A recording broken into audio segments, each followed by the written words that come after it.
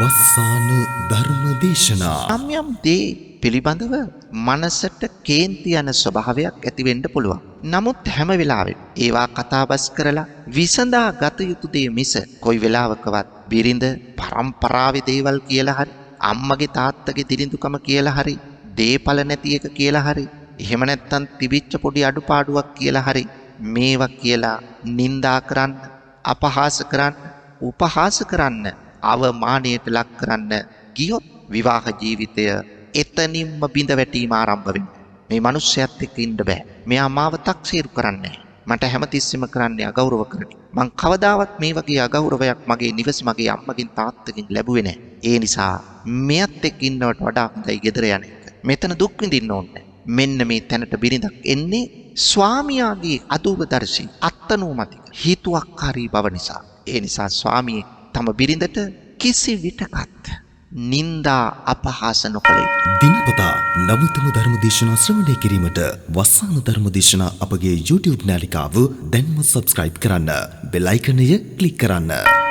වස්සාන ධර්ම දේශනා YouTube නාලිකාව ඔස්සේ ප්‍රචාරය වන මෙම සුමధుර ධර්මානුශාසනාව වෙනුවෙන් පින්බර දායකත්වයෙන් කටයුතු කළේ රාගම වල්පොල සෝමවීර මාවත ලිපිනේ පදිංචි පී නිරෝෂණී ප්‍රියන්ති දයාබර මෑණියන් සහ ජේ අරුණ වසන්ත ආදරණීය පියාණන් යන පින්වත් දෙපළ.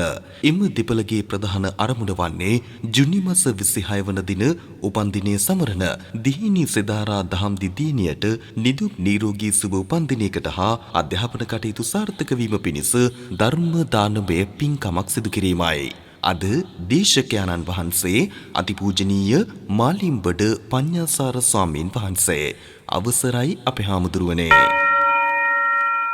සමන්ත චක්කවාලේසු අත්‍රා ගච්ඡන්තු දේවතා සද්ධම්මං මුනි රාජස්ස සුනන්තු සග්ග මොක්ඛදං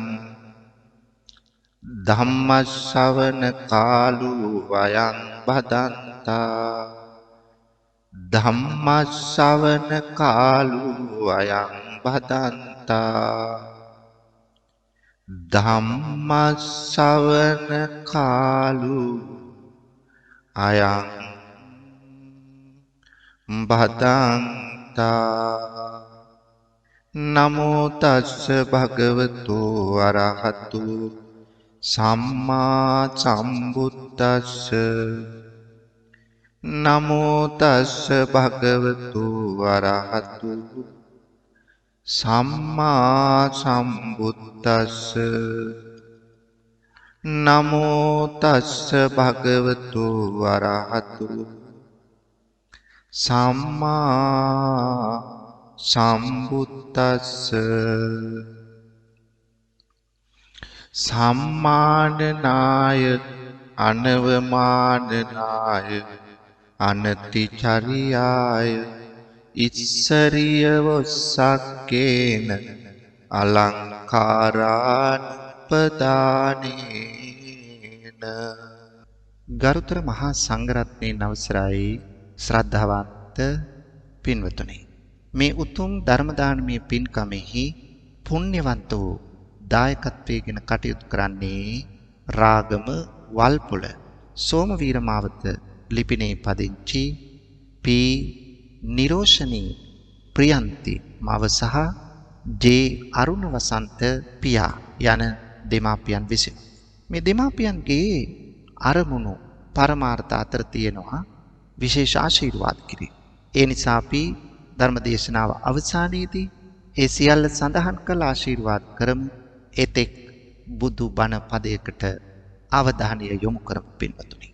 අද මා ඔබට පැහැදිලි කරලා දෙන්න බලාපොරොත්තු වන්නේ වාසනාවන්ත ලෞකික ජීවිතයට අදාළ වඩාත් සාර්ථක වූ විවාහ ජීවිතයක් ගත කරන්නට මඟ පෙන්වන සම්බුදු දහමෙහි ඇතුළත් ධර්ම කරුණු රාශියක්.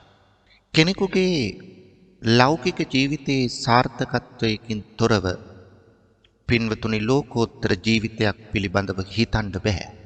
මෙලොව ජීවිතේ සාර්ථක වෙන්නේ නැතුව කොහොමද පරලෝක ජීවිතයේ සාර්ථක බව ගැන කතා කරන්නේ. එහෙනම් ලෞකික ජීවිතයේ ගුණධර්ම පුරලා සාර්ථක කරගත්ත ජීවිතයක් තුල තමයි ලෝකෝත්තර ජීවිතයට අදාළ ගුණධර්ම සම්පූර්ණ කරන්න පුළුවන් වෙන්නේ. ඒ නිසා සාර්ථක ලෞකික ජීවිතයක ගිහි කෙනෙක් ගෘහස්ත ජීවිතයක් ගත කරන කෙනෙකු තම විවාහ ජීවිතය සාර්ථක කරගත්තොත් කලකිරීම පසුතැවීම ඉවත් කරගෙන දෙදෙනා අන්‍යෝන්‍ය අවබෝධයෙන් යුතුව ජීවත් වෙන්න පරිසරයක් සකස් කරගත්තොත් ඒ පෞල් ජීවිතයේ කොයිතරම් වාසනාවන්ත වෙනවාද කියන එක ඔබට අමුතුවෙන් කිව යුතු නැහැ පින්වතුනි. එහෙත් විවාහ වෙච්ච අය අතරින් කී දෙනෙක් නම් සතුටින් ඉන්නවාද? කී දෙනෙක් නම් තමාගේ ජීවිතය සාර්ථක කරගෙන තියෙනවාද?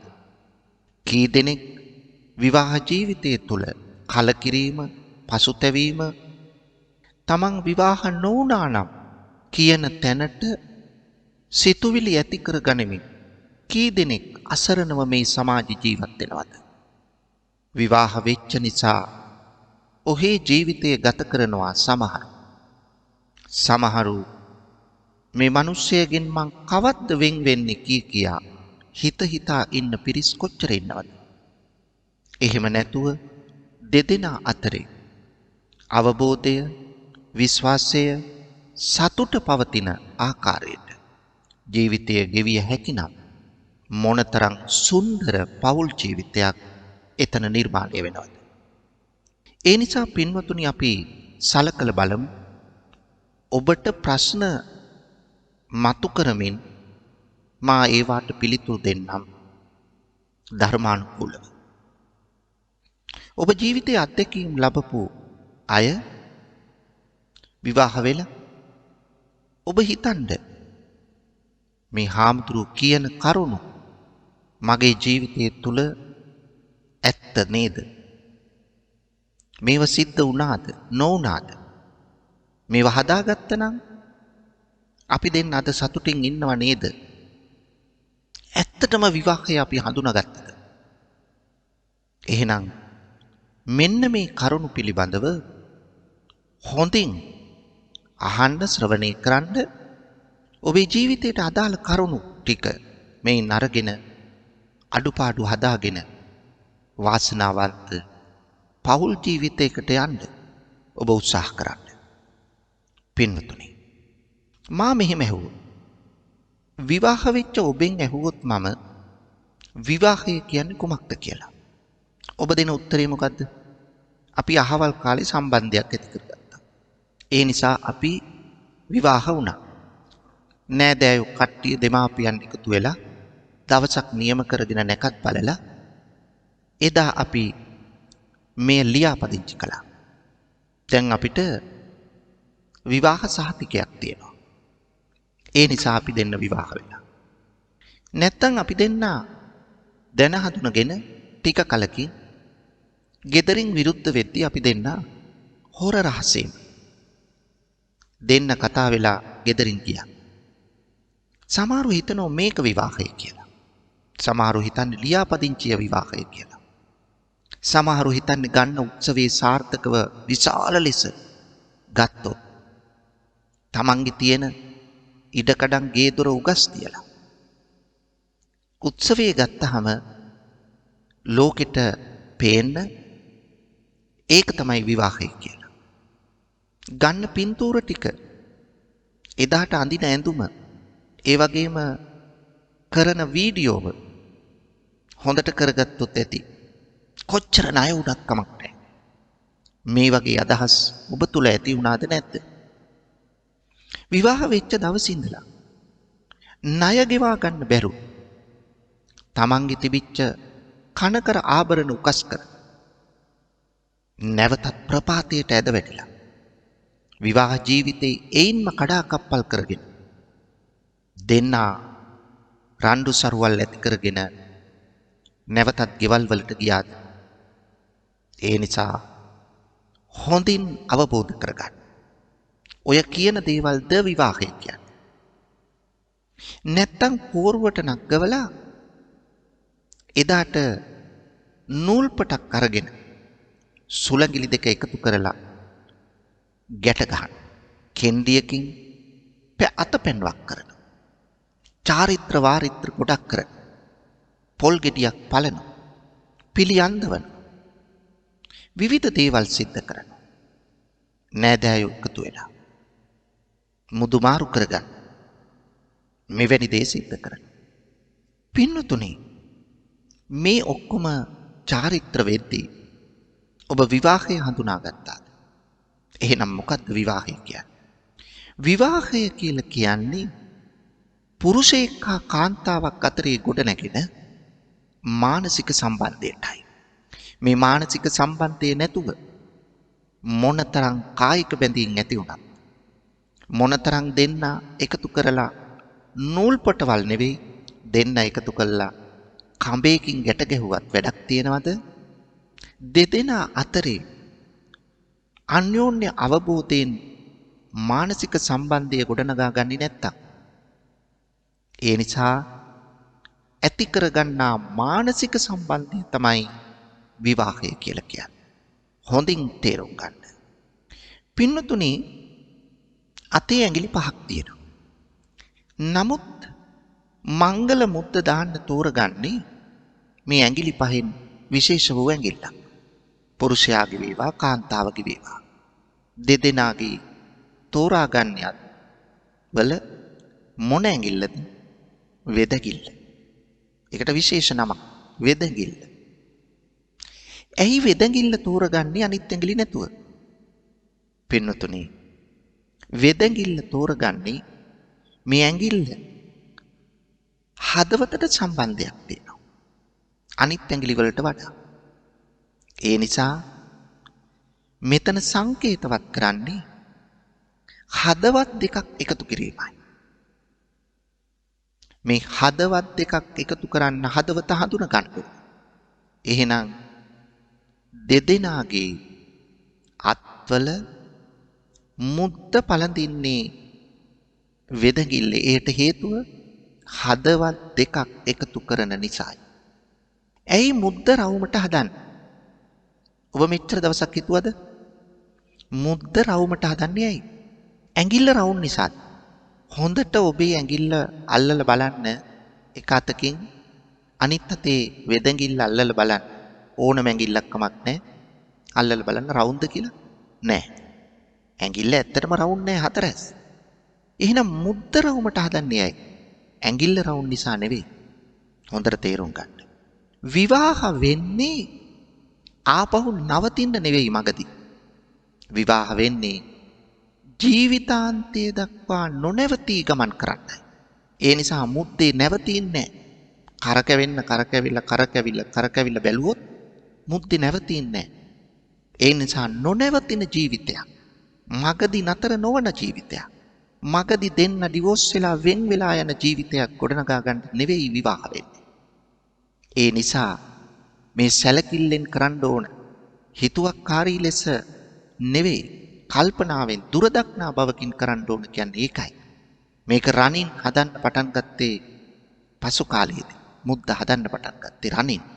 මුලින්ම මේ පිළිගන්වල තියෙන්නේ මනාලියගේ කෙස් වලින් සහ මනාලයාගේ කෙස් වලින් සකස් කරගත්ත රවුමක් මුද්ද විදියට හදලා පැලඳවීමක් තමයි කළේ. මේක තමයි සංකේතය අර්ථවත්ව කරපු දේ. නමුත් අද විවාහ වෙන අය මේ ගැන හිතනවද? ඇත්තටම මේක දන්නවද?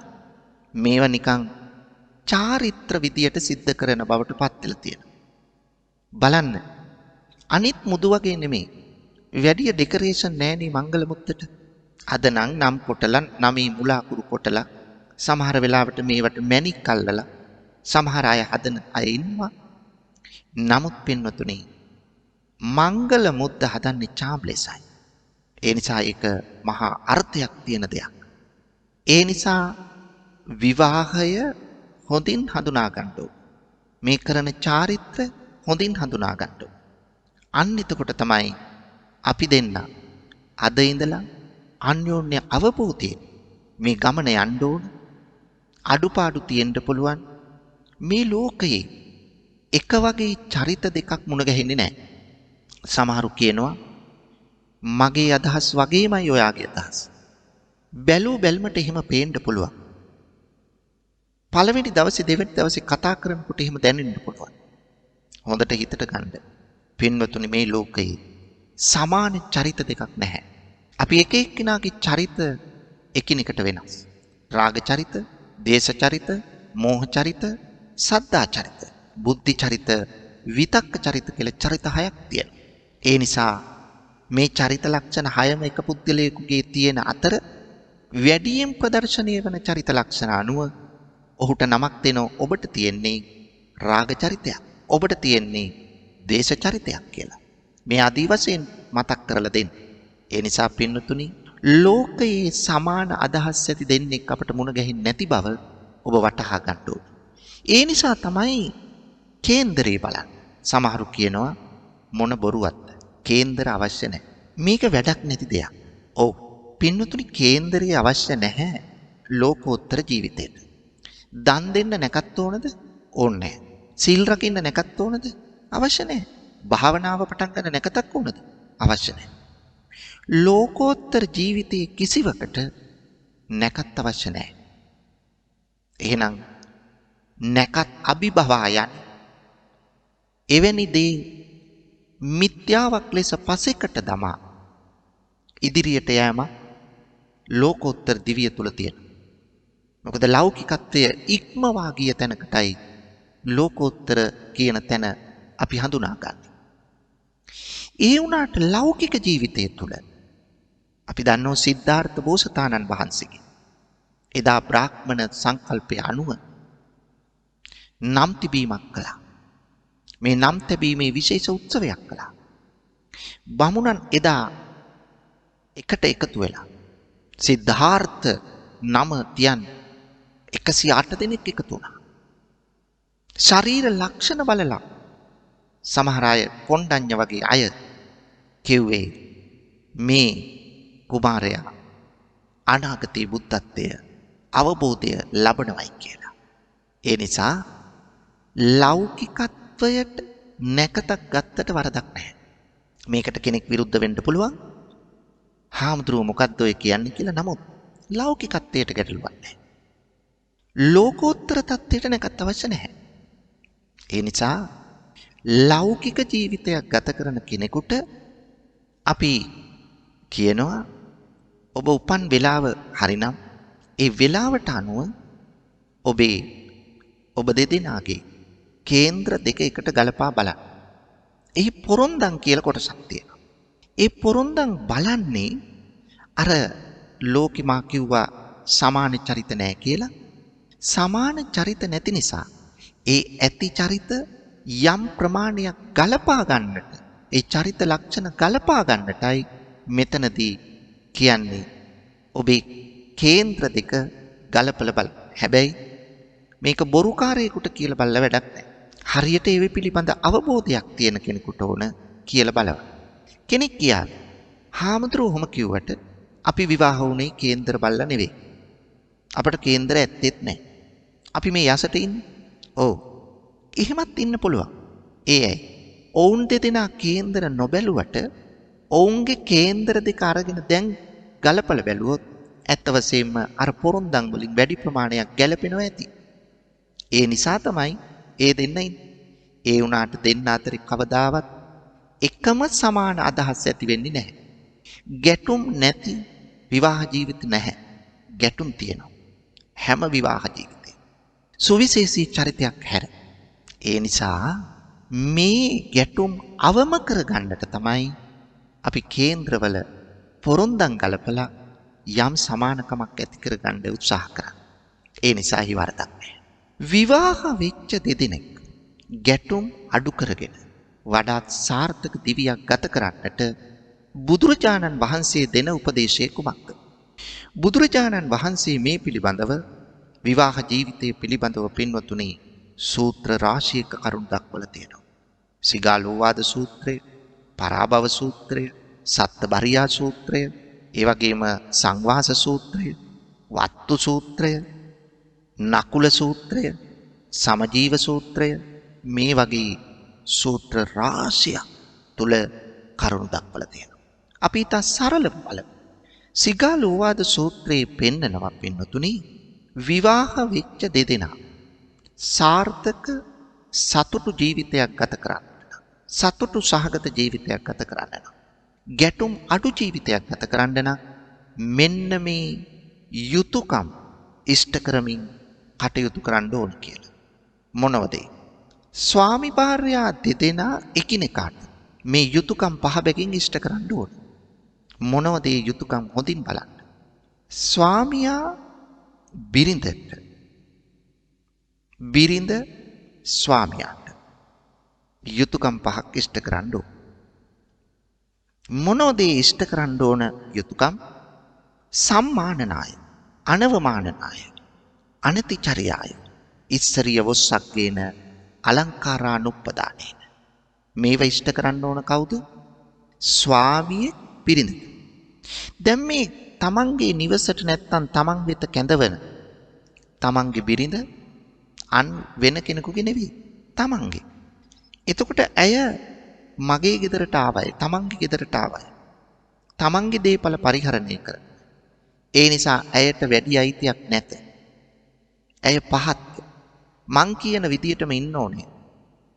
මට සියලු සත්කාර සම්මාන කරමින් සේවිකාවක්සේ කටයුතු කරන්න ඕනේ කියන හැඟීම සමහර පිරිමින් තුල තියෙනවා. ඒක වැරදි. විවාහ වුණාට පස්සේ දෙන්න සමානයි. දෙන්නට දෙන්නා ගෞරව කර ගැනීම තමයි මෙතන අවශ්‍ය වෙන්නේ. ඒ නිසා පළමුවෙන් ස්වාමියා බිරිඳට මේ යුතුයකම් පහ ඉෂ්ට කරන්න ඕන. සම්මානනාය. ඒ කියන්නේ ගරු සරු ඇතිව කතා කරන්න ඕන. දැන් විවාහ ආදරය කරන දවස්වල, විවාහ වෙච්ච මුල් දවස්වල බොහෝම ආදරබර, සෙනෙහවන්ත, ලයාන්විත, ආකර්ශනීය වචන වලින් කතා කරන. ඒ වුණාට දවසක් දෙකක්, මාසයක් දෙකක්, අවුරුද්දක් දෙකක් ගත කරනකොට අර කතා කර ආදරබර වචන, අර ලයාන්විත වචන කෝ? ඔන්න උතන තමයි වරදින තැන. දෙන්නා විවාහ වෙලා මේ ආදරෙන්, සෙනෙහසින්, ගෞරවයෙන් කතා කිරීම කවදාවත් අතහරින්න එපා. බිරිඳක් කැමතිලු තම ස්වාමියා Tamanට හැමදා ආදරෙන්, සෙනෙහසින්, ගෞරවයෙන් කතා කරනවා. ඒවා කනට මිහිරි වචන බවට පත් වෙනවා. ඒක තමයි අවශ්‍ය. එතකොට එතන තමයි මේ බැඳීම වැඩි වෙන්නේ. ඒකයි කියන්නේ ගෞරවයෙන් කතා කරන්න. ඇයට තියෙනවා තමන්ගේ ආත්ම ගෞරවයක්. ඒ ආත්ම ගෞරවය කෙලෙසන් නැතුව, දුප්පත්කම්, පොහොසත්කම් ඒව බලන්නේ නැතුව මගේ බිරිඳ, මගේ ගෙදර නායිකාව, ඇයයි කියන හැඟීමෙන් යුක්තව ස්වාමී කතා කරනවා. බිරිඳ මොනතරම් සතුටටපත් වෙනවාද කියා බුද්ධ වචනය තුළින් අපිට උකහා ගන්න පුළුවන්. දෙවැන්න අනවමානනාය. තමන්ගේ බිරිඳට කිසි විටක නින්දාවක්, අපහාසයක්, අවමානයක් වන විදියට වචන මෙහෙයවන්න එපා. යම් යම් දේ පිළිබඳව මනසට කේන්ති යන ස්වභාවයක් ඇති වෙන්න පුළුවන්. නමුත් හැම වෙලාවෙම ඒවා කතාබස් කරලා විසඳා ගත යුතු දේ මිස කොයි වෙලාවකවත් බිරිඳ පරම්පරාවේ දේවල් කියලා හරි, අම්මගේ තාත්තගේ දිරිඳුකම කියලා හරි, දේපල නැති එක කියලා හරි, එහෙම නැත්නම් තිබිච්ච පොඩි අඩුපාඩුවක් කියලා හරි මේවා කියලා නිඳා කරන්න, අපහාස කරන්න, උපහාස කරන්න, අවමානයට ලක් කරන්න ගියොත් විවාහ ජීවිතය එතනින්ම බිඳ වැටීම ආරම්භ වෙනවා. මේ මිනිස්සයත් එක්ක ඉන්න බෑ. මෙයා මාව තක්සේරු කරන්නේ. මට හැමතිස්සෙම කරන්නේ අගෞරව කරන.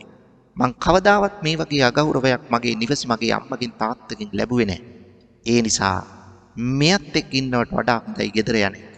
මෙතන දුක් විඳින්න ඕනේ. මෙන්න මේ තැනට බිරිඳක් එන්නේ ස්වාමියාගේ අදූපදර්ශී, අත්තනෝමතික, හේතුවක්කාරී බව නිසා. ඒ නිසා ස්වාමියෙක් තම බිරිඳට කිසි විටකත් නින්දා අපහාස නොකළ යුතුයි. ගෙදරදී යම් සුළු සුළු කතාබස් නොගැලපෙන වචන ඒ වගේම විවිධ යම් රණ්ඩු සරුවල් පොඩි පොඩි දේවල් ඇති වෙනවා. ඒ වුණාට ස්වාමියෙක් වගබලාගත යුතුයි තමන්ගේ මිතුරන් ඉදිරියේ, බිරිඳගේ මිතුරන් ඉදිරියේ, හෝ මිතුරියන් ඉදිරියේ, නෑදෑයින් ඉදිරියේ, අසල්වාසීන් ඉදිරියේ තමන්ගේ බිරිඳ පහතට හෙලා කතා නොකිරීමට, වචන පාවිච්චි නොකිරීමට පුරුෂයෙකු නැත්නම් ස්වාමියෙකු වගබලාගත යුතුයි. ඒක තමයි බුදුරජාණන් වහන්සේ පෙන්වා දෙන්නේ. තුන්වෙනි කරුණ තමයි අනතිචර්යාව. විවාහ ජීවිතයේ කඩාකප්පල් වෙන්න බලපාන ප්‍රධානතම කරුණක් තමයි අනාචාරය. තමන් විවාහ වෙන්න කලින් යම් නොගැලපෙන චරිත ලක්ෂණ තමන් තුළ තිබුණා. දැන් මම විවාහක පුරුෂයෙක්. මගේ අඩුපාඩුකම් මං ඉදිරියට වෙන්න ඉඩ දෙන්නේ නැහැ. මට ඉන්නේ මගේ බිරිඳ විතරයි. වෙනත් අය මගේ නෙවෙයි. ඒ නිසා තමන්ගේ චරිතයෙන් අඩුවක් වෙන්න කිසිවිටකත් ඉඩ නොතැබිය යුතුයි. තමාගේ ආදරය මුළුමනින්ම යන්න ඕන තමන්ගේ බිරිඳට. වෙනත් අය බිරිඳ ඉස්සරහා වර්ණනා කරමින් අර ගෙදර එක්කෙනා මෙහෙමයි, මේ ගෙදර එක්කෙනා මෙහෙමයි, එයා කොච්චර හොඳට ඉන්නවද? එයාගේ හොඳට ඉන්න එක මෙතන වැඩක් නෑ. තමන්ගේ බිරිඳගේ යම් අඩුවක් තියෙනවා නම් ඇයට කියලා හොඳින් කියලා ඒව හදාගන්න ඕනේ. ඒ නිසා අනාචාරී හැසිරෙන්නට වෙනත් සම්බන්ධතාවක් ඇති කරගෙන බිරිඳ දැනගත්තොත් ඒ කියන්නේ බිරිඳට අහු නොවී කරාට කමක් නැහැ කියන එකද? නෑ. බිරිඳ දැනගත්තොත් එතනින් පසු ඒ විවාහ ජීවිතේ නැවතත් යථා තත්ත්වයට පත් කරන්න බෑ. ඒ නිසා වර්තමානයේ බොහෝ දේවල් සිද්ධ වෙනවා. පහුගිය දවසේ අපි දැක්කා කඩුවෙල උසාවියේ නඩු වාර්තාවක් නිකුත් වෙලා තිබුණා පත්‍රයේ ගියා එක. උසාවියකට එන නඩු වලින් 52ක් විතර වගේ එන්නේ පවුල් අවුල් නඩු. එතකොට බලන්න නඩු වර්ග කීයක් තියෙනවද? අපරාධ නඩු කොච්චර තියෙනවද වර්ග? ඉඩම් නඩු, අපහාස නඩු, මේ වගේ නඩු කොච්චර වර්ග තියෙනවද? ඒ වුණාට 100ට වැඩි ප්‍රමාණයක් තියෙන්නේ පවුල් අවුල් නඩු. එහෙනම් විවාහ ජීවිතයේ කොයි තරම් ප්‍රපාතයට ඇද වැටලා තියෙනවද? අපේ පැරැන්න, අපේ අම්මල තාත්තල මුතුන් මිත්තෝ විවාහ සහතික තිබුණද? නෑ. ඒ දෙන්නට විවාහ සහතික තිබුණේ නෑ. පැරණි අය ඒ අය තිබුණේ එකම විවාහ සහතිකේ ඒ මානසික විශ්වාසය පමණයි. මනස අවබෝධ කරගත්තා. ඒ නිසා තමන්ගේ බිරිඳ හැර අන් බිරිඳක් කිසි විටකත් ප්‍රාර්ථනා නොකළ යුතුයි. එසේ වුවහොත් ඒ විවාහ ජීවිතය කඩාකප්පල් වෙන එක නතර කරන්න බෑ.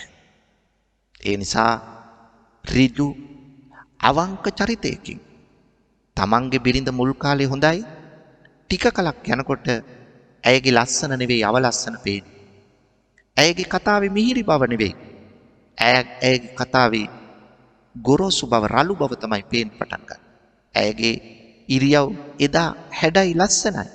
විවාහ වුණාට පස්සේ තමන්ගේ බිරිඳගේ ඉරියව් හැඩ නැහැ. වෙනින් කාන්තාවන්ගේ ඉරියව් තමයි ලස්සන හැඩ. මෙන්න මේක තමයි අපේ පුරුෂයන්ට වෙන විපත. ඒ නිසා මෙවැනි තත්ත්වයක් ඇති කරගත්තොත් තමන් නමින් උපදින තමන්ගේ දරුවන්ට යන කල මොකද්ද? දරුවන්ට මුහුණ දෙන්න වෙන ප්‍රශ්න මොකක්ද? මේව ගැන හිතුවාද? සමහර පවුල් කඩා කප්පල් ඉහිරී ගිහිල්ලා තියෙන්නේ මේ නොමනා ක්‍රියාකලාපය නිසා නොවේද?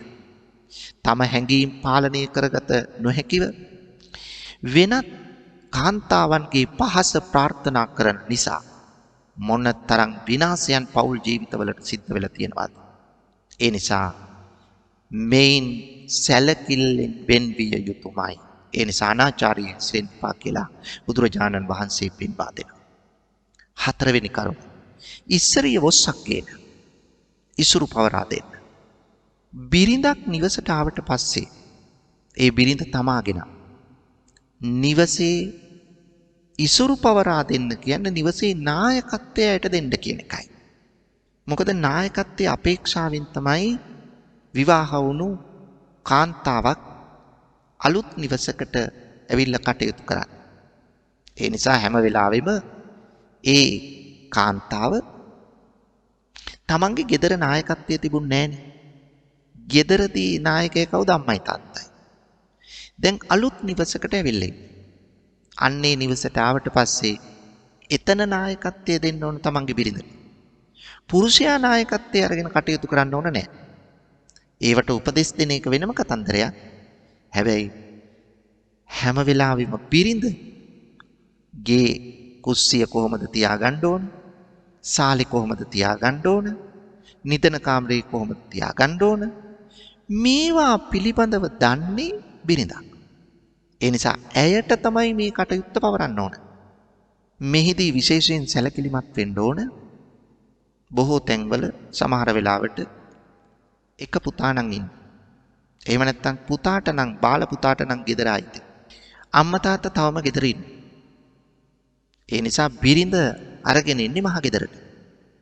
මහ ගෙදරට ගෙනාවහම ඒ මහ ගෙදර තමන්ගේ බිරිඳට නායකත්වය දෙන්න පුළුවන්ද? නායකත්වය දෙන්න විදියක් නැහැ. ඇයි විදියක් නැත්තේ? අම්මා තාත්තා ගෙදර ඉන්නේ. එතන අම්මා තමයි නායකයා. පුරුෂයාගේ මව. එතකොට බිරිඳ හුදකලා වෙන්න වෙනවා. ඇයට ගෙදර බලයක් නැහැ. ඒ නිසා බිරිඳ මොනව හරි කරන්න ගියොත් අර අම්මා තියපු බඩු මුට්ටු වෙනස් කරන්න ගියොත් ඇය දකින්න විදියට ඇයට හිතෙන විදියට වෙනස් කරන්න ගියොත් එතන ගැටුමක් ඇති වෙනවා. ඔන්න නැන්දයි ලේලි අතර ගැටුම. ඒ නිසා මා යෝජනා කරන්නේ අම්මා තාත්තා ගෙදර ඉන්නවන. ඒ දෙන්න ඉන්න දෙන්න. හැබැයි ඔබ විවාහ වෙලා අඩු ගානේ අවුරුද්දක්වත් අම්මා තාත්තා මනාප කරගන්න නැතුව ඔබ දෙදෙනා කුලියට හරි කාමරයක් අරගෙන අන්න එතෙන්ට යන්න. ඇයි එහෙම කියන්නේ? මා මේ කියන්නේ මෙවැනි සිදුවීම් රාශියක් පිළිබඳව සොයලා බලන්න. උපදෙස් දීලා. ඒව පිළිපැද්දේ නැති වුණාම විවාහ ජීවිත කඩාකප්පල් වෙන්න තරම් තැනකට වැටිච්ච නිසායි මේ කියන්නේ. ඒ නිසා අලුතින්ම විවාහ වෙන පිරිමියෙක් තම බිරිඳත් රැගෙන කුලියට කාමරයකට හරි ගිහිල්ලා ඇනෙක්ස් එකක් හරි අරගෙන ඉන්න අවුරුද්දක වගේ කාලයක්වත් හැම සුමානෙම අම්මා තාත්තා බලන්න එන්න. දවසකට සැරයක් ආවත් අම්මා තාත්තා බලන්න කමක් නැහැ. හැබැයි ඔබ දෙදෙනා වෙනම ඉන්න අවුරුද්දක්. එතකොට තමන්ගේ බිරිඳට ගෙදර වගකීම් පවරලා. ඇය තමයි එතන ඉසුරු පවරාගෙන ගෙදර නායකත්වයේ අරගෙන කටයුතු කරන්නේ. එතකොට ඇයට සිතුමනාපේ ඒ නිවසේ ඒ කාමරේ කටයුතු කරන්න පුළුවන්. එතකොට ඇය අවුරුද්දක් යනකොට හැඩ ගැහිලා. දැන් ඔබ දෙදෙනා පුරුෂයාගේ මුල් ගෙදරට ඇවිල්ලා පදිංචි වුණාට වරදක් නැහැ. ඇයි? දැන් බිරිඳ දන්නවා තැනට ඕන විදියට කටයුතු කිරීමේ හැකියාව. ඇයට නිදහසේ අවුරුද්දක් කටයුතු කරන්න ඉඩ දීලා තියෙනවා. තමන්ගේ පුරුෂයාගේ මුල් ගෙදරට ආවහම නැත්තම් නැන්ද මාම ඉන්න තැනට ආවහම එතනදී ඒ දෙන්නට ගැළපෙනසේ කටයුතු කරන්නට අවබෝධයක් අර බිරිඳට ලැබෙනවා. නැත්තම් නැන්දයි ලේලි අතරේ ඇතිවන ගැටුම නිසා එතනත් විවාහ ජීවිතේ කඩාකප්පල් වුණු අවස්ථා එමටයි. ගෙදර මුල ඉඳලම ඉඳලා අම්මයි තාත්තයි තරහ කරගෙන ගෙදරින් යනවද? එහෙම නැත්තම් විවාහ වෙලා අවුරුද්දක වගේ කාලයක්වත් වෙනම ඉඳලා පස්සේ නැවත මහ ගෙදරට එනවද? ඔබ තීරණය කරන්න. මේ කොහොම වුණත් නිවසක ආර්ථිකය දෙන්න ඕන බිරිඳට. ඇයි? බිරිඳක් තමයි දරුවන්ගේ වමනා විපාකම් දන්නේ. කුස්සිය අඩුපාඩුකම් දන්නේ. ඉෂ්ට කරන්න ඕන යුතුයකම් පිළිබඳව දන්නේ. මේ සියල්ල බිරිඳට පැවරේ. ඒ නිසා බිරිඳට මේ කටයුත්ත පවරා දිය යුතුය. එතකොට තමයි නිවස සාර්ථක. ස්වාමියා මෙහෙවන්න, ස්වාමියා මෙහෙවන්න ඒක ගැටලුවක් නෙවෙයි. ඔබ මුදල් හරි හම්බ කරන්න ඕන. නමුත් බිරිඳට තමයි ඒවා යම් බලයක් රීම කරන්න ඕන. ඇය බොහොම කැමති ඒකට කියලා බුදුහාමුදුරුවෝ තමයි දේශනා කරන්නේ මේ මගේ පුද්ගලික අදහස් කියලා හිතන්න එපා. පස්වෙනි කාරණය අලංකාරානුප්පදානේ. අලංකාර වස්ත්‍රාභරණ ගෙනත් දෙන්නත් ඕන තමන්ගේ බිරිඳට. ඇයි? කාන්තාවන් අලංකාර ආභරණවලට, වස්ත්‍රවලට, විලාසිතාවලට වැඩි කැමැත්තක් දක්වන. පුරුෂයොත් කැමති. නමුත් ඊට වඩා කැමති කාන්තාව. ඒ නිසා කාන්තාව මේ දක්වන විලාසිතා අනුව ඇයට අලංකාර ආභරණ හා වස්ත්‍ර ගෙනත් දීම කළ යුතුයි. ගෙනත් දීපු දේවල් එකපාරට සේරම ගෙනත් දීලා ඒව එකින් එක ඉල්ලලා උකස් කරන එක නෙමෙයි කරන්න ඕන. දුන්නු යම් ආභරණයක් නැවත ඉල්ලනවට කාන්තාවක් කැමති නැතිලු. ඒ නිසා ඇයට අලංකාර ආභරණ වස්ත්‍ර තම ආර්ථිකයට ගැලපෙන පරිදි. සමහර වෙලාවට විවාහය අවුරුද්දෙන් අවුරුද්ද සිහිපත් කරනකොට, උපන්දිනය සිහිපත් කරනකොට, ඒ වගේම විශේෂ අවුරුදු කාලෙට බිරිඳගේ අතට සල්ලි දීලා ඔයාට කැමති ඇඳුමක් ගන්න කියන එක නෙමෙයිලු කරන්න ඕන. පුරුෂයත් ඇයත් එක්ක ගිහිල්ලා ඇය කැමති ඇඳුම තෝරගන්නකම් ඉඳලා එයට තමන්ගේ අතින් සල්ලි දීලා එය අරගෙන දීම තමයි කළ යුතු වන්නේ. ආභරණයක් තමන් ගිහිල්ලා පොඩි ආභරණයක් අඩු මුදලක එකක් වෙන්න පුළුවන්. ඒක තමන්ගේ අතින් බිරිඳට ගෙනත් දෙනවා නම් ඇය අප්‍රමාණ සතුටක් ලබනවා කියලයි මේ බණ පොත පෙන්වන්නේ. ඒ නිසා මෙන්න මේ යුතුයකම් පහ ස්වාමියෙක් අඛණ්ඩව ඉෂ්ට කරනවා නම් තමන් සම්පූර්ණ වූ ස්වාමියෙක් බවට පත් වෙන බවයි බුදුරජාණන් වහන්සේ පෙන්වා දෙන්නේ. මෙහෙම ස්වාමියා යුතුයකම් ඉෂ්ට කරනකොට මේවායින් අයිතිවාසිකම් භුක්ති විඳලා බිරිඳකට හුදකලාව නිකම්ම ඉන්න බෑ. ඇයත් යුතුයකම් පහක් තියෙනවා ඉෂ්ට කරන්න තමන්ගේ ස්වාමියා. එතකොට තමයි මේක සාර්ථක වෙන්නේ. ඒ මොනවද? සුසංවිහිත කම්මන්තාච හෝති. සුසංගහිත පරිජනාව අනතිචාරණිච්ච සම්බතංච අනුරක්කති දක්වාච හෝති අනලසා සබ්බකිච්චේසු. මෙන්න මේ යුතුයකම් පහ ඉෂ්ට කරන්න. සුසංවිහිත කම්මන්තාච හෝති. දැන් ස්වාමියා නිවසේ නායකත්වයේ බිරිඳට පැවරුවනේ. ඒ පැවරු නායකත්වය නිසි විදියට ප්‍රයෝජනගෙන නිවසේ කටයුතු ක්‍රමවත්ව කරන්න ඕන. ඒවලි කරන්න ඕන දේවලි කරන්න ඕන. කුස්සියේ බඩු ටික ක්‍රමවත්ව පිරිසිදුව සංවිධානාත්මකව ඒවා තියලා නිවස අභ්‍යන්තරය පවත්වාගෙන ගිහින් මනා ලෙස කටයුතු කිරීම කළ යුතුයි. එහෙම නැත්නම් කම්මැලි කමි ඒවා නිසි වෙලාවට නිසි කටයුත්ත නොකර ක්‍රමානුකූලව නිවස කුස්සිය සංවිධානය නොකර හැමතැනම අවුල් නම් හැමතැනම අපිරිසිදු නම් මොකද වෙන්නේ? ස්වාමියා කලකිරෙනවා. තමන් හැම වෙලාවෙම ඉන්න ඕන කියලා කියන්නේ ස්වාමියාගේ හිත දිනා ගන්න විදියට. බිරිඳක් ඉන්න ඕන ගෙදර කිලිටි ඇඳගෙන වැරහැලි ඇඳගෙන ස්වාමියාට දකින්නකොට අප්‍රසන්නතාවක් ඇති වෙන විදියට නම් එතන ස්වාමියාට වැරදි කියලා බෑ. හැම වෙලාවෙම ඉන්න ඕන හොඳට පිරිසිදුව අලංකාරව ක්‍රමවත්ව ඇදලා ඇඳ පැළඳගෙන මේ ස්වාමියාගේ සිත තමන් වෙත ඇදෙන සුළු ආකාරයට තමයි බිරිඳක් කටයුතු කරන්න. ඒ නිසා නිවසේ කටයුතු මනා ලෙස සිද්ධ කරන්න ඕන. ඇයි? බලය පවරලා තියෙන්නේ. ආර්ථිකය පවරලා තියෙන්නේ. ඒ ආර්ථිකේ කළමනාකරණය කරන්න ඕන. අර පිරිමැස්ම කියන එක ඇය තුල තියෙන්න ඕන. නැත්තම් නිවසක් ඉස්සරහට යන්න බෑ.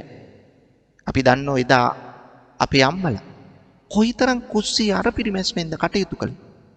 ඒ අර පිරිමැස්ම නොතිබෙන්න දරුවන්ගේ අනාගතය සාර්ථක කරන්න බෑ. කාබාෂණීය කරලා බෑ. ඒ නිසා ඊටාම දූරදර්ශී බවකින් යුක්තව බිරිඳ ක්‍රියා කළ යුතුයි. සුසංගහිත පරිජනාව දෙවනි කාරණය. නිවසට එන අයට සංග්‍රහ කිරීම පුරුෂයාගේ වගකීමක් නෙවෙයි බිරිඳගේ වගකීමක්. දැන් තම දෙදෙනා වෙනම නිවසක ඉඳිද්දී වෙනම පෞල් ජීවිතයක් ගත කරත් තමන්ගේ පාර්ශවයේ කියන්නේ බිරිඳගේ පාර්ශවයේ අම්මල තාත්තලා නෑදෑයෝ එනවා. එතකොට ඒ අයට තමන්ගේ ගෙදර ආවා වගේ හරිම සැලකිල්ලෙන් අර හොඳ පිඟන් ටික අරගෙන අර වහලා තිබුණු පුටු සෙටියක ඇරලා ඒවා ඉඳගන්න කියලා කුස්සියට ගිහිල්ලා කට්ටිය එක්ක උයලා පිහලා අප්‍රමාණ ලෙස අම්මට තාත්තට සලකනවා. හැබැයි ස්වාමියාගේ පාර්ශවයෙන් අම්මල තාත්තලා ගෙදර ආවම ඒ පැත්තේ සහෝදර සහෝදරියෝ ආවම එච්චර සැලකිල්ලක් නැහැ. එහෙනම් එහෙම සැලකිල්ලක් නැති වුණොත් කලකිරෙන්නේ කවුද? කලකිරෙන්නේ ස්වාමියා. ඔන්න විවාහ ජීවිතයට පළුද්දක් ඇතිවන තැන ඕනම ස්වාමියෙක් කැමතියි තමාගේ පාර්ශවයෙන් එන පිරිසට තම බිරිඳලවා සලකවා ගන්න. එතකොට එයින් සතුටටපත් වෙන්න, එයින් ගෞරවයක් ලැබෙන්නේ තම ස්වාමියාටයි. ඒක බිරිඳක් හරියට තේරුම් ගන්න ඕන. මෙතන වරද්දගත්තොත් විවාහ ජීවිතයට කනකො කාඬන එක වළක්වන්න බෑ. හොඳින් තේරුම් ගන්න. නිවසට එන්නේ කවුද? ඒ අය හොඳින් හඳුනා ගන්න ඕන. ගෙන්න ගන්න ඕන කෙනා නැති කෙනා වටහා ගන්න ඕන. ඒ වගේම ඒ අයට නිසි කෙනාට නිසි සැලකිල්ල වෙනසකින් තොරව තමන්ගේ අම්මට තාත්තට සහෝදර සහෝදරියන්ට දක්වන සැලකිල්ල ආදරය ගෞරවය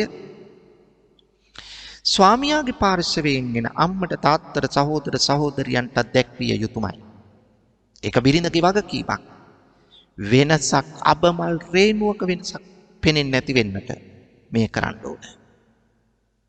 ඒ තුල තමයි විවාහ ජීවිතය ශක්තිමත් වෙන්නේ, පවතින්නේ. අනතිචර්යා අනතිචාරිනීච අනාචාරයේ හැසිරෙන්න එපා. දැන් ස්වාමියාත් වෙන බිරින්දෑවරු ප්‍රාර්ථනා කළේ නැහැනේ. බිරිඳත් වෙන ස්වාමිවරු ප්‍රාර්ථනා කරා. එක වචනයක්වත් තමන්ගේ ස්වාමියාට රිදෙන ලෙස. එහෙම නැත්තම් තමන්ගේ ස්වාමියා ළඟ මෙන්න මේව නෑ අර මනුස්සයා මෙහෙම හොඳයි කියන එක වචනයක්වත් බිරිඳ පාවිච්චි නොකළ යුතුයි. එසේ වුවහොත් ස්වාමියාගේ හිත රිදෙනවා, කලකිරෙනවා. බිරින්දෑවරු යම් අනියම් සම්බන්ධතාවක් ඇති කරගත්තොත් ස්වාමියෙක් එතනින් ඉවසීම අවසන් කරනවා. ඒ නිසා ආයි කැඩුණු බිඳුණු වීදුරු බඳුණු අලවල යථා තත්ත්වයට ගන්න බෑ. ඒ නිසා සැකයේ බීජය මතු වුණොත් පහළ වුණොත් එතනින් පස්සේ විවාහ ජීවිතය අවසන්. ඒ නිසා ඔබ හොඳින් තේරුම් ගන්න ඕන බිරිඳක් විදියට මට ඉන්නේ මගේ ස්වාමියා විතරයි. ඔහුගේ අඩුපාඩු තියෙනවා නම් කියලා හදාගන්න එක මගේ වගකීමක්.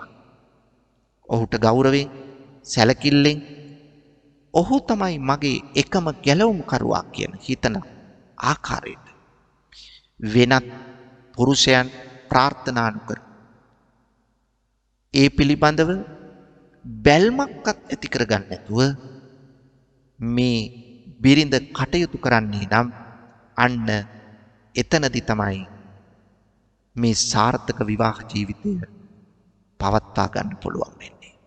නැත්තම් එතනින්ම විවාහ ජීවිතය අවසන්.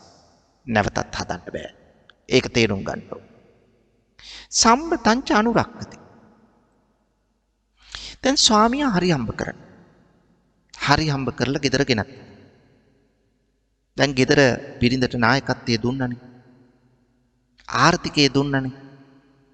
එතකොට ගෙනල්ල දෙන දේ කාබාෂණීය කළොත් එදාට විතරක් ජීවත් වෙන මානසිකත්වය ඇති කරගත්තොත් ගෙනල්ල දෙන දේ විනාශ කරොත් අර පිරිමැස්මක් නැත්තම් දුර දක්නා බවක් නැත්තම් එතනදී යහපත් පෞල් ජීවිතයක් ගෙවන්න බෑ.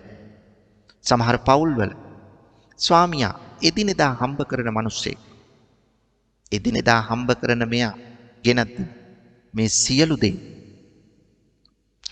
විනාශ කරනවා නම් සියලු දේ විනාශ කරනවා නම් අන්න එතෙන්දි වෙන්නේ මහත් විනාශයක්. ඒතකොට කොහොමද මේ පෞල් ජීවිතය ගත කරන්නේ? පෞල් ජීවිතය ගෙවන්න බෑ. අඩුපාඩු එමටයි. එනිසා ගෙනල්ල දෙනදී අර පිරිමැස්මෙන් යුක්තව පාවිච්චි කරමින් දුර දක්නා බවකින් පාවිච්චි කරමින් ඒවා අනාගතයට සැලසුම් කරමින් කටයුතු කරන්න බිරිඳක් වග බලාගත යුතුමයි. මේක අත්‍යවශ්‍ය කාරණයක් පින්නතුනි. ඒ වගේම කියනවා දක්කාච හෝති අනලසා සප්පකිච්චේසු. gedara අනලස්ව කටයුතු කරන්න. කම්මැලිව, උදාසීනව, අලසව බිරිඳක් කටයුතු කරන්න ගියොත් මට වැඩ වැඩි, මට පාන්දර නැගිටින්න බෑ, මට හරි අමාරුයි, මං අද ඉව්වා, ඔයා හෙට උයන්න ඕන. මේ වගේ කතන්දර කීමෙන් විවාහ ජීවිතේ පවතින්නේ. මේ ගෙදර ඉන්නේ මගේ ස්වාමියා. මේ ගෙදර ඉන්නේ මගේ දරුවෝ. ඒක නිසා මම තමයි නායකයා ගෙදර. මට නායකත්වය මගේ ස්වාමියා දීලා තියෙනවා.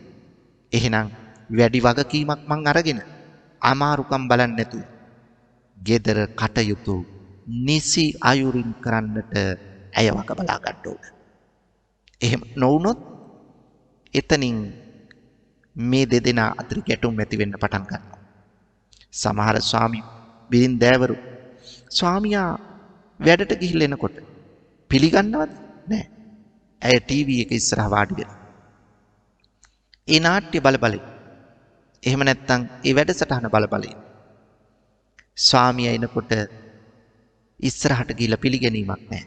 ස්වාමියා තනියෙන් තමන්ගේ කාමරයට ගිහිල්ලා ඇඳුම් ගලවලා අලුත් ඇඳුම් ඇඳගෙන නාල කියලා එහෙම නැත්තම් පිරිසිදු වෙලා එයත් දෙන්නවා.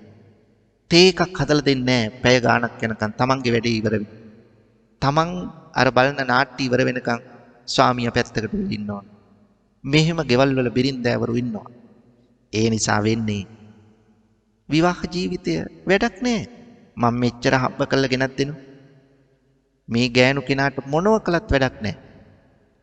මීට වඩා හොඳයි හුදකලා ජීවිතය කියන තැනට ස්වාමියෙකුයි මානසිකත්වය හදන්න එපා. තමන්ගේ වැඩ තියෙනව වෙන්න පුළුවන්. තමන් කැමතිම නාට්‍ය බලනව වෙන්න පුළුවන්. තමන් කැමතිම වැඩසටහන රූපවාහිනිය යන වෙලාවේ බලනව වෙන්න පුළුවන්. නමුත් ඒ කැපවීම කරන්න නාට්‍යද ලොකු පෞල් ජීවිතේද?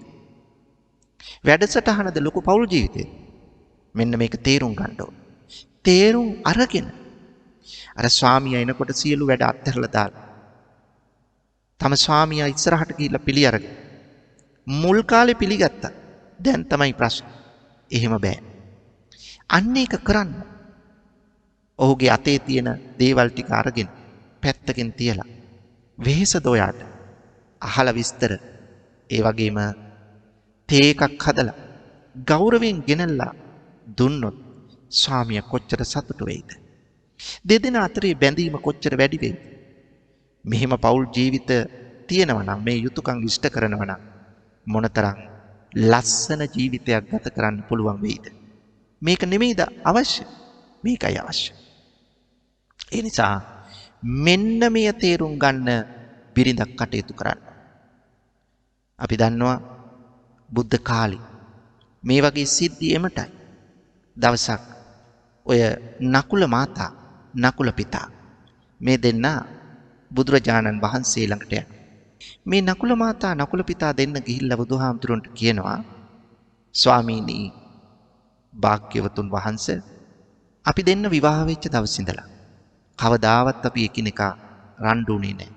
එක වචනයකින්වත් වැරදි විදියට කතා කළේ නැහැ. අපි හැමදාම සතුටින් හිටියා.